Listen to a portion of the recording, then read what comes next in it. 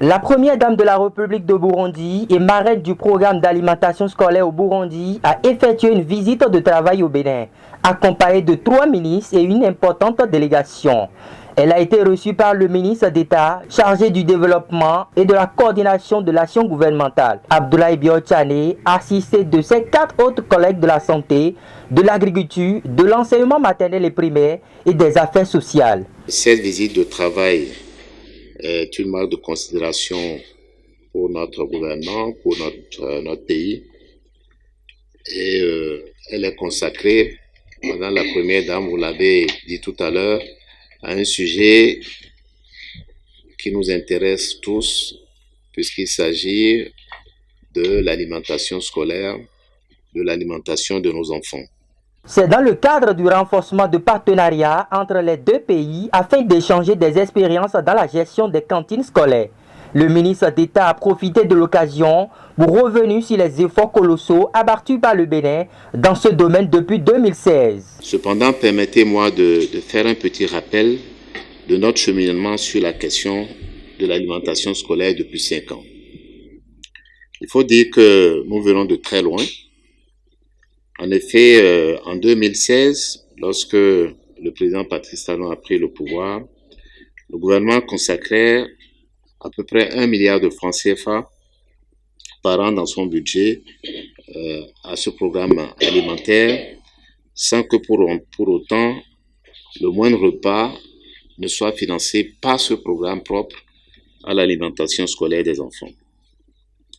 Il y avait cependant d'autres programmes qui étaient gérés dans le pays, notamment par d'autres partenaires, notamment le programme alimentaire mondial, la Banque mondiale et surtout les États-Unis par l'intermédiaire de CRS. Nous avons donc dès 2016 décidé d'amplifier ce programme-là de plusieurs manières. D'abord en consacrant, en multipliant par 8 le volume des ressources qui étaient consacrées à ce programme. On est passé de 1 milliard à 8 milliards. Et deuxièmement, nous avons confié la gestion de ce programme-là au programme alimentaire mondial. Pour partager les riches expériences de l'alimentation scolaire, la Première Dame n'a pas hésité à tracer une feuille de route qui servira de guide au gouvernement béninois pour la réalisation du PAG. Parmi plusieurs efforts effectués par le gouvernement burundi, vous noterez qu'une politique de gratuité scolaire a été introduite, ce qui a permis à tous les enfants d'étudier sans entrave liées à leurs conditions de vie de leur famille.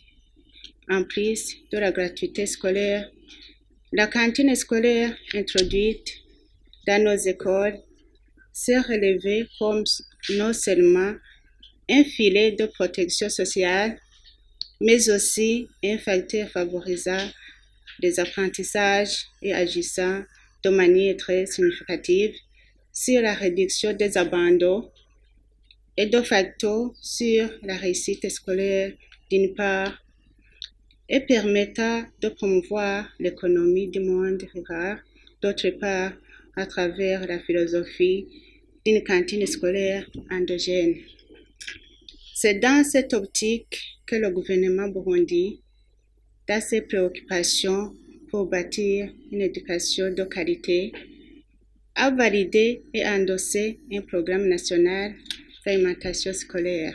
Signalons que c'est pour mieux asseoir une bonne politique de l'éducation que le gouvernement de Patrice Talon s'y attelle.